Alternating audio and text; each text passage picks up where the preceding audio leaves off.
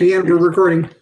Okay, so all right, so formal good evening to everyone. And again, I'm Tom Hosey from Marvin and Company. What I'll do now, you may have in front of you a slide deck or a slide presentation. What we put together to try to condense the financial statements, which are fairly voluminous. Plus, there's also the communication, the governance. So we try to put all that together in one document and just to highlight the key elements and use this for presentation purposes. So that's what I'm going to use. This will be informal. So if you have a question as I go through, please feel free to interrupt me and ask the question. And then at the very end, we'll field any questions that didn't get asked during the presentation. So I will start. Yep, Tom, give me 1 second to pull this sorry. up. Yeah, no, it's problem. Yeah, so board, I emailed all that information to you. You can also find it on the board doc site where I put the PDF version of this presentation up. But here's the presentation in front of you because I wasn't sure if everyone would get it. So Tom and I chatted a little beforehand, so you can see it here as part of the presentation. Okay, so Dave, I'll have you just advance one slide forward. This is the table of contents for the presentation. We'll go through these 6 areas, and Dave, advance one more slide, and we'll get started. So one of the audit deliverables is a required communication. We call it an AUC 260 letter. It's a communication to those charged with governance that we issue or are required to issue at the conclusion of the audit. And inside that letter is everything that our standards, not Marvin, but auditing standards, tell us that we are required to communicate to you as a result of the audit. So let's talk about a couple of them. The qualitative aspects of accounting practices. Management is responsible for the selection and the use of accounting policies. Those policies are described in Note 1 to the financial statements. In 1920, no new accounting policies were adopted, and the application of existing policies was not changed. The financial statements do contain estimates. Estimates are an integral part of the financial statements. And the most sensitive estimates included in the financial statements are listed there. There are 4.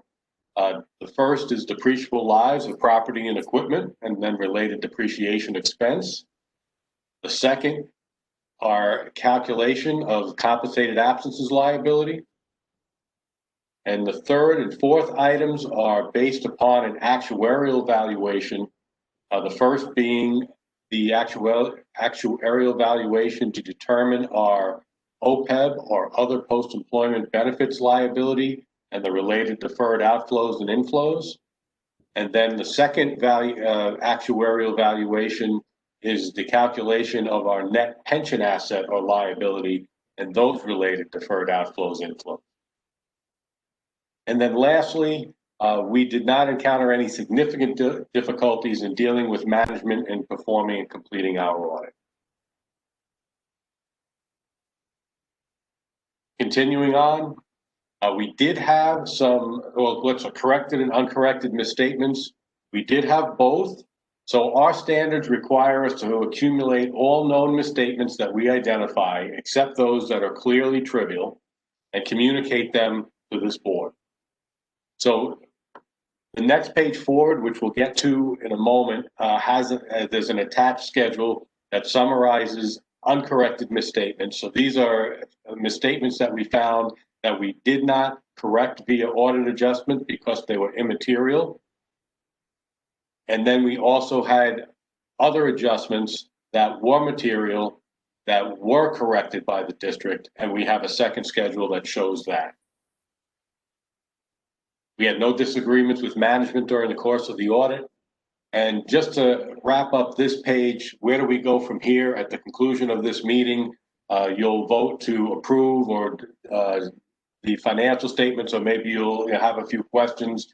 But once the financial statements are approved, we will have you sign a representation letter. once we get that representation letters back, we're permitted to release the final reports. So I'll flip to the next page. I mentioned that we did have an uncorrected misstatement. This form, this page summarizes that, so I'll explain what this is. Essentially, this affects only the district-wide financial statements. It does not affect the fund statements. It involves compensated absences. I believe there was a situation where we had about 7 employees that we accrued the full amount of their time and didn't reduce it down to the maximums that were included in that particular person's employment contract or union agreement. So the liability was just over $20,000 at the end of 2020. We had the same situation occur a year ago. At that point, that liability was just under $18,000. So on a net effect, the cumulative effect on our P&L, and this is again on the district-wide, not the fund financial statements, was just over $2,000. And on the statement of financial position, it essentially has no net effect when we compare our total liabilities and our total net assets. If I advance the page, this summarizes the misstatements or adjustments that we detected during the audit that were booked by the district. Now, there were others, in addition to what's listed here. They did not rise to the level that required us to report them. But what we've done is we've summarized here by fund, by account, and whether it was understated or overstated, the adjustments that we did book. And we'll refer back to these in a little while. We're going to go through one of the audit reports that was issued, and we do have a couple of findings, and they do relate back to these adjustments that were recorded on this slide. Before we go forward, any questions or concerns here? Okay. So if we advance to the next page, now we'll talk about the audit report, and we're talking about the audit report on the financial statements. What does it say? It says that we've audited the financial statements of both the governmental activities and the district-wide statements of the district. It's management's responsibility, and I always like to point this out, even though that the financial statements ultimately will be in a cover that says Marvin and Company. The preparation and the fair presentation of the financial statements are still management's responsibility, just as if the district had drafted those financial statements themselves. Management is also responsibility for the design and implementation and maintenance of internal control. Our responsibility is then to express an opinion on the financial statements based on our audit. Because the district is a governmental entity, we're required to conduct our audit in accordance with government auditing standards. We have to perform our procedures to obtain evidence about the amounts, the disclosures that are included in the financial statements. We're responsible to consider the district's internal control, but that is not for the purpose of expressing an opinion on internal control. It's for the purpose of designing our audit procedures in order to test the balances that are included in the financial statements. And this will come up a few more times during this presentation. And lastly, we are responsible to evaluate your accounting policies and any estimates that the district uses. As a result of our audit, we issued an unmodified opinion.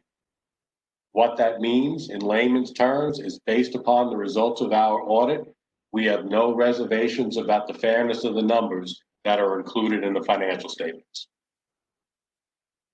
And lastly, the financial statements also include required supplementary information and supplemental information. The required supplementary information is required by government auditing standards. We do not issue an opinion on the required supplementary information, but we do evaluate it in relation to the prior year for reasonableness, in relation to amounts that we have audited in the financial statements for consistency. The supplemental information that's other than required, we do issue an opinion on that in relation to the financial statements taken as a whole.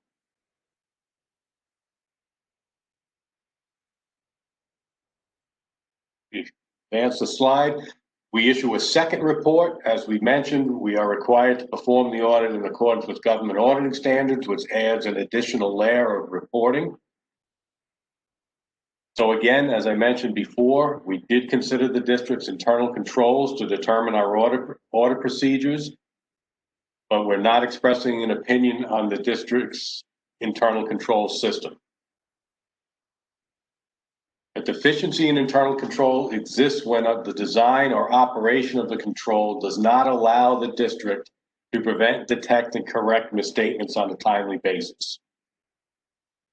A material weakness is a deficiency, the definition we just went over, or a combination of deficiencies such that there's a reasonable possibility that a material misstatement will not be prevented or detected and corrected on a timely basis. So having said that, we did identify there's 3 deficiencies in internal control that we consider to be a material weakness. So if we advance the slide, the first one dealt with accounts receivable. We found in a few instances where the accounts receivable wasn't being properly recorded. We're recommending that before and after the fiscal year end, we should do a review to determine any and really what you can do is look at your subsequent collections and determine should this be a receivable in our current fiscal year, and if it is, to make that entry and record it in the books of the district before the audit begins. The second item was the capital project expenditures. There were construction costs for which services were performed during the fiscal year and through June 30th that were not properly accrued.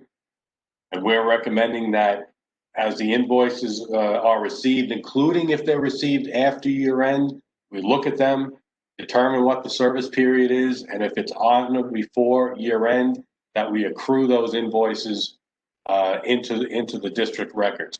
Now, this one, we talked a little bit before about some of the adjustments that were detected and corrected by the district. On that page, there in the H fund, there was an entry for over $1 million. That's what this comment is discussing, that we did book that $1 million into the capital project fund as a result of the audit. If we turn to advance the slide, our last material weakness up at the top with encumbrances, we did find that certain encumbrances which were no longer applicable at the end of the year hadn't been liquidated, and we're recommending that we review those encumbrances at year end to make sure that they're still valid and make those adjustments before the audit actually begins. We had one other finding. This is a compliance or an other matter. So after a material weakness, the next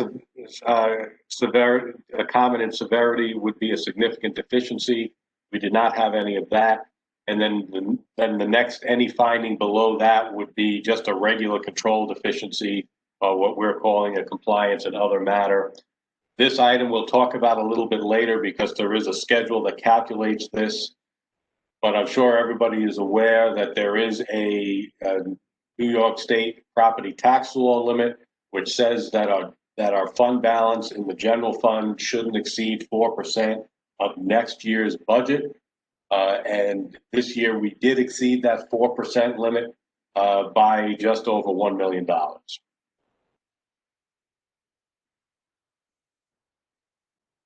So before we advance the slide, any questions or concerns at this point?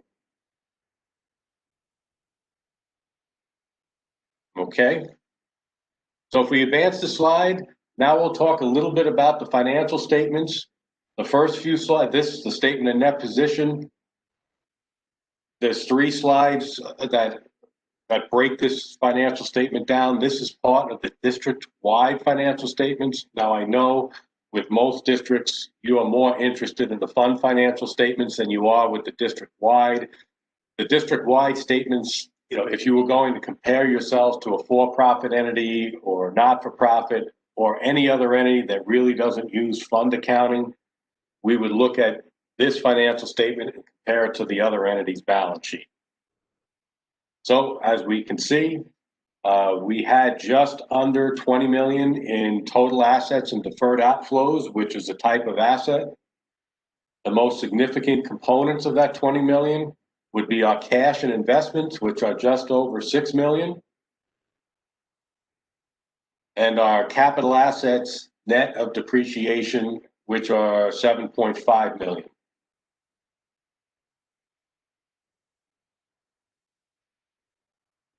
Advancing the slide shows the liability section of the statement of net position. And our total liabilities, including our deferred inflows of resources, so we have to add those 2 numbers together, basically just under $24 million. And we look here and what's the significant piece here? And that's our other post-employment benefits payable of 16 million. This is why districts like to use the fund financial statements, because OPEB is not included in the fund financial statements.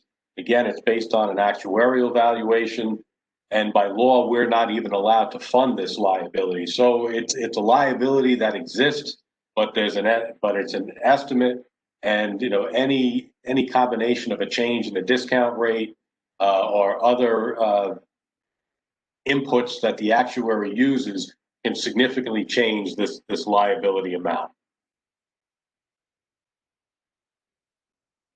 And advancing the slide, the statement of net position wraps up with our equity section, for lack of a better term. So as we said, we had about 20 million in assets.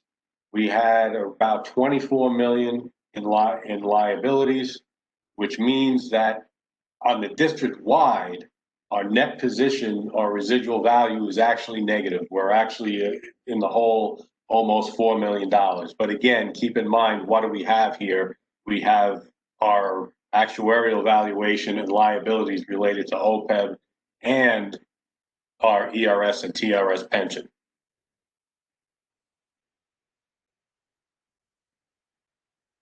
Advancing to the next slide, our statement of activities and changes in net position. Again, this is a district-wide statement.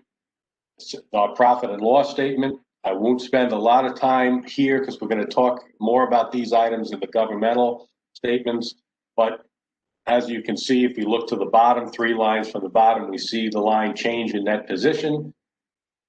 So on the district-wide basis, for the year that ended June 30, 2020, the district had a loss of approximately $1.3 million.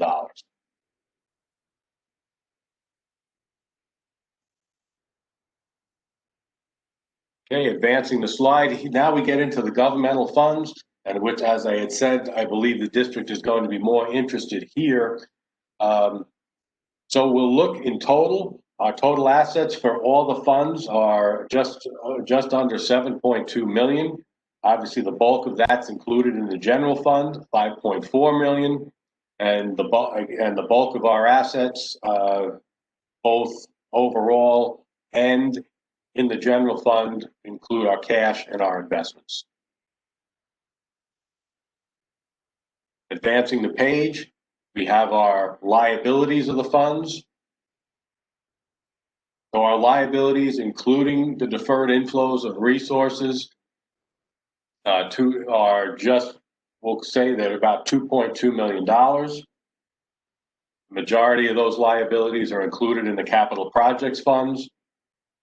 That's what we talked about with the journal entry and the finding that we had. That was the entry that we had to record in order to account for that activity. And the last, I'll just point out that line that says deferred inflows of resources. This year, as everyone's aware, our excess state aid and our BOCES aid are subject to what we hope is a temporary withhold from the state of New York by 20%. So since our availability period is 1 year and it's not likely that we'll receive that 20% withhold within a 1 year period, what we did is we recorded, the district recorded the receivable at the full amount, but it also reduced that, it took that amount, 20%, and recorded it as a liability, and then reduced the revenue for the same amount. So that deferred inflows in the governmental funds is new this year. Typically, you do not see that in governmental funds, but it's related 100% to the 20% withhold by New York State and BOCES.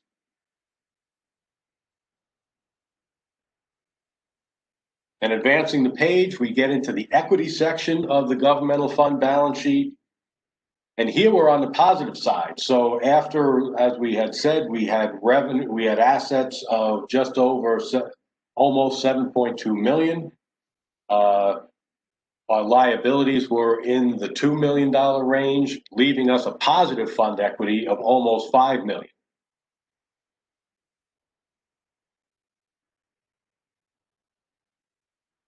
And I'll advance the slide. And here we have a reconciliation. So someone would say, well, Tom, wait a minute. You talked about that's a huge variance. If we look at the district-wide, we had net position of a negative almost $4 million. And you see that down at the bottom of the page. But you're telling me that in the equity, in the fund balance sheet, that our governmental fund equity is positive almost $5 million. What's the difference? And we show here what are the components that reconcile the district-wide statement of net position to the governmental balance sheet. And the most significant items are our capital assets of 7.5 million, and then our long-term liabilities of almost 18 million.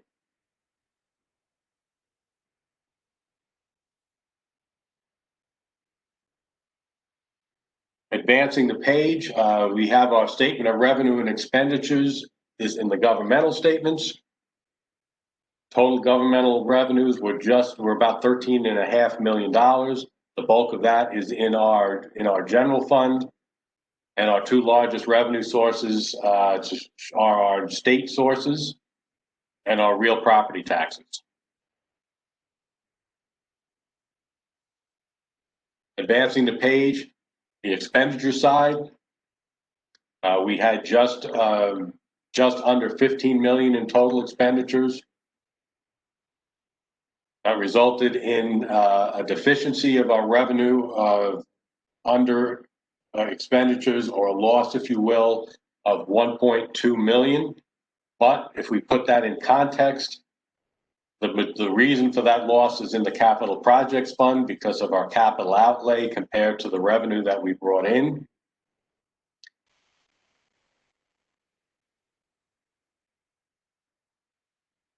And then if we advance the page, essentially we get down to, we have some interfund transfers, but they're small in amount, and our overall bottom line is still the $1.2 million loss caused by the capital projects fund. But at the end of the day, we still have fund equity of just under 5 million.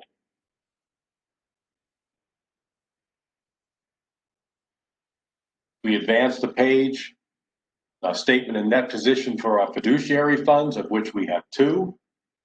We have our agency fund, which includes our ECAF money, and then we have our private purpose trusts. And advancing the page to page 23, our private purpose trusts also have a profit and loss statement, which shows that our net position increased by just under 22,000 during the year. Did I hear someone ask a question? No? Okay.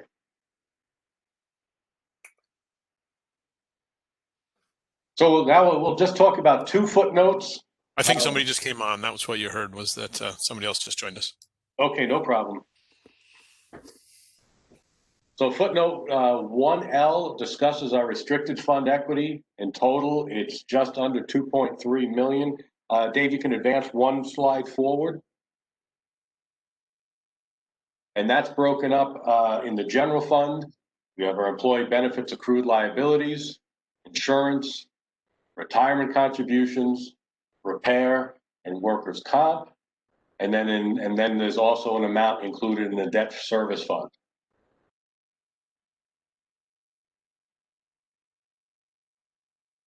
And advancing the page, the only other note that I thought I would discuss is a note that is new to the district, and is basic, should really be new to all districts and all entities that are receiving an audit, is a contingency note regarding COVID-19. Now, just to point out, if you are an entity that had a fiscal year that ended before the pause, so if you were a calendar year entity, this note was disclosed as a subsequent event. Since we have a fiscal year that ended after the pause or after the pandemic hit, it's no longer a subsequent event, but it's still a contingency because we are not quite sure how this pandemic is going to play out and what ultimately will be the effect on the district's operation.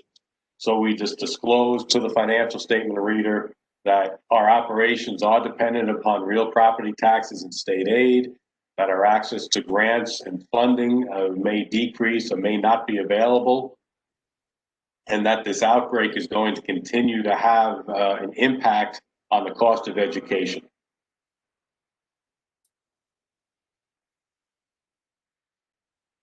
Questions or concerns before we advance the page and start to talk a little bit about the supporting schedules?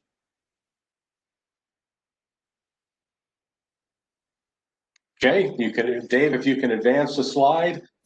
So this is a part of the required supplemental information. It compares our revenue to final budget. So our actual revenues were, and this is just in the general fund, our actual revenues were just under 13 million compared to our final budget. That produced a favorable variance of $88,000.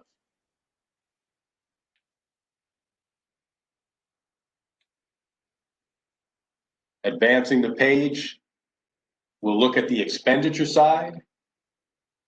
Our final budget was just under 14.1 million. Our actual expenditures and encumbrances were just over 12.5 million. So at the end of the day, the district was able to monitor its expenses, which resulted in a favorable variance, with our total actual expenditures and encumbrances being below our final budget by almost 1.5 million.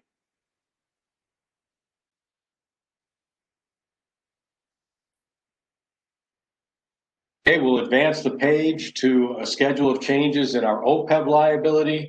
And we've talked about this a few different times during the presentation. We'll just look at the 2020 column.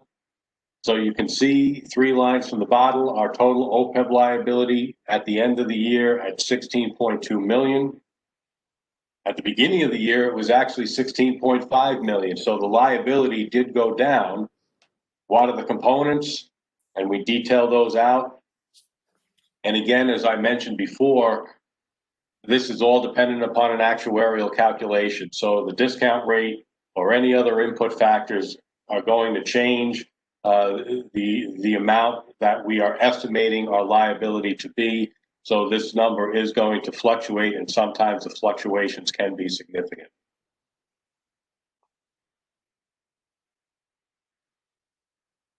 Advancing the page, we're also, again, required supplementary information. This is our proportionate share of the net pension asset and liability on the ERS side. That was just over 1.2 million at June 30th, 2020. And if we advance the page, the same information is present for TRS. And in that case, we actually had an asset. That's why in this case, the number is bracketed of 718,000.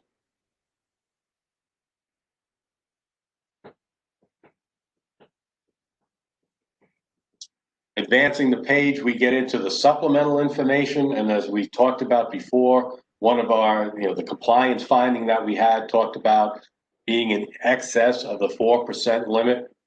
Here is a detailed calculation of that 4% limit, starting with next year's voter-approved budget times 4%, gives us a maximum allowed of almost $565,000.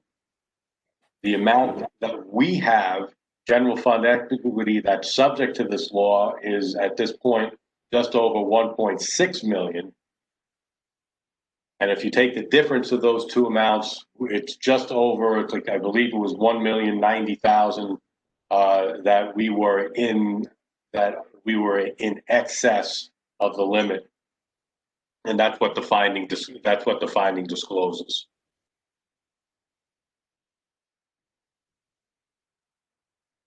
We'll advance the slide and as far as everyone knows, we also do not just an audit of the district financial statements, but also an audit of the extra classroom activity fund. So the report and the management responsibility and the auditor's responsibilities, we have the same. You have the same responsibilities for ECAF as you do for the district financial statements. We have the same responsibilities from an audit perspective for ECAF as we did for the district financial statements. We did issue an unmodified opinion, just like we did for the district.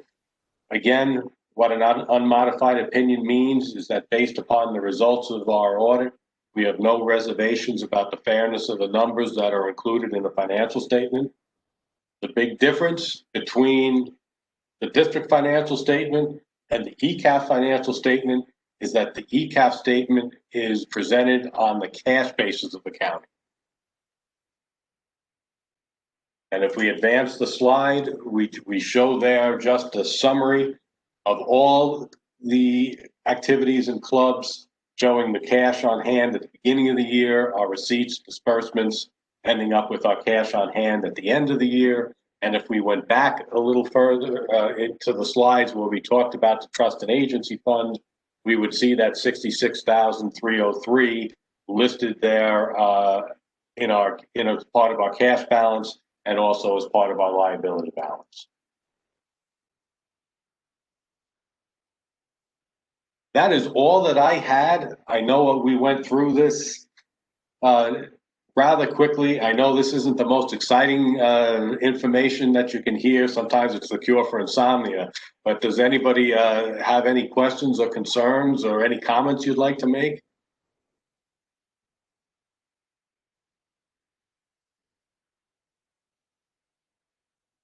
I dazzled you?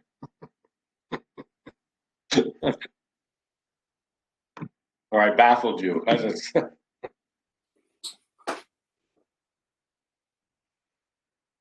I'm sort of in the baffled community, so I'd have to take a look, go back and take, closer look at everything. But it's a lot of it is, and that's why, in this year, this is the first year that we've tried using this slide deck for presentation purposes, because the actual report, I forget how many pages it is, but it's significantly larger than this. So if we, it would take a lot to really get through that. So I completely understand that you may want to look at this. You probably want to look at the actual report in a little detail. But, so I guess at this point, if you come up with any questions, feel free to reach out. Dave, if you want, you can, you can give me a call. If everybody wants to summarize their questions and give them to Dave, and then Dave and I can have a chat. Or if you're good, just let me know when when you're giving me the okay to finalize, and then we can get that wrap up process started.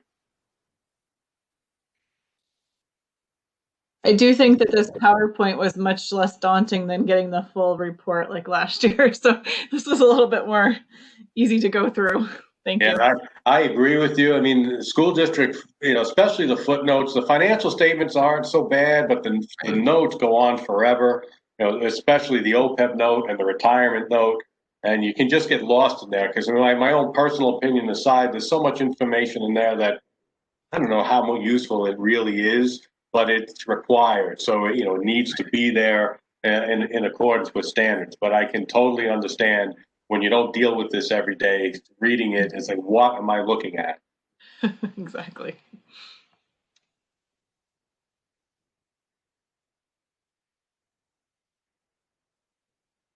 So the next step that you're looking for is for us to accept these numbers that you've presented to us? Correct. So remember, they're your numbers. They come from your trial balances, for lack of a better term. The adjustments that we book, I mean, you're permitting us to book those. Like, we find them as statements, we're going to book them. So technically, just so you understand, you could put your foot down and say, Tom, I don't want you to book that entry, or we can't book it. They're your financial statements. But then what's our defense against that? We said we had an unmodified opinion. If it's material, then we would not be able to issue that unmodified opinion. We would then have to modify the opinion to say, except for the financial statements present fairly, and so on and so forth. So the next step would be to approve the financial statements so then I can finalize them, meaning we date the report, we sign the report, we run it on letterhead, we include everything and into the bound financials, which you've seen in the past, and then we can deliver those to you. So I won't do that until you give me the green light. So, you probably want to discuss it amongst yourselves, and, you can let me know whenever you're ready to go final, and then I'll start that process. And if I don't hear from you, say within a week, I'll reach out to Dave and just say, hey, how you doing? Are you ready? Or do you have any questions? And what I can do is we can add this under business affairs as a discussion/action type item to allow the board to have that conversation. And then at the meeting, if everyone is comfortable, then the board can take action on it for approvals. And then I can get that back to Tom for him to be able to do his part. So that would be Wednesday of next week. So for our board meeting. Right. Is that enough time? That's fine. Like, I will if you let me know Thursday morning, after that's fine. And especially since I know. So if I don't hear from you, maybe on Friday I might, and then Friday's usually my day where I check in with all my pending, clients that have something that's open. So, that I would probably start the following Friday, just checking in, see how you were doing. But Dave seems to have his act together over there, so I'm sure I'll get a response fairly quickly after next Wednesday's meeting. That's agreeable with me. Does anybody else have any concerns with going with that route? Okay, then we'll make that a change to the agenda tomorrow, Thursday. Well, thank you for all the hard work. It must have been difficult to manage all of the record reviews. This whole year, I was going to say thank you to Dave and his staff. As I always say to all my audit clients, the audit is a disruptive effect on any agency. We're constantly asking for documentation, additional information. And the district personnel are really not getting their own work done when they're being bothered by us trying to get our documentation together. And of course, we get to do it in the middle of a pandemic this year. So the audit was done remotely, and there's pluses and minuses to that. But the minuses are that it's from a clerical viewpoint, it's much more of a clerical burden on the district staff because you're uploading things to a portal, things are being scanned. Hopefully in a year from now, if this alleviates, we can get back to doing some of the audit work on site. I do think it makes it easier for certain things, and other things were always done remotely anyway. But I do appreciate the district's effort in assisting us with the audit. One of the other things that was tough this year is, Karen she retired, essentially right in the middle, I think, of it. So I know, I think John is, John, you're the new Karen, I believe. Something like that. Yeah. So So, that's always like the auditor's nightmare is when, the person in that position leaves, retires, and oh no, so, so we work through that, but, we get it. So we do appreciate the effort of the district, and we appreciated working with you. And, as soon as you get back to us, we'll get this wrapped up and have you taken care of. Yeah, I'm just going to say for the board, so just thank you to John and to Tina Beatty as well. It's Tom would get me information and I would trudge through and try to get him what he needed. And John walks in and goes, "Okay, yeah, he needs this." And what takes me hours takes John 10 minutes to do there. So certainly appreciative of both John and Tina and their efforts in helping to get this wrapped up. Thank you. Okay, everyone. Well, thanks again. I hope if there's anything else, don't hesitate to reach out to me, and everyone enjoy the rest of your night. Well, Great. you too. Thank you. You. Okay, take Tom. care.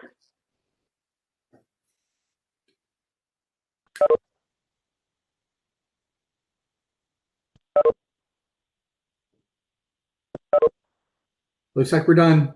All right. Nice to see you. So Dave, Hold on.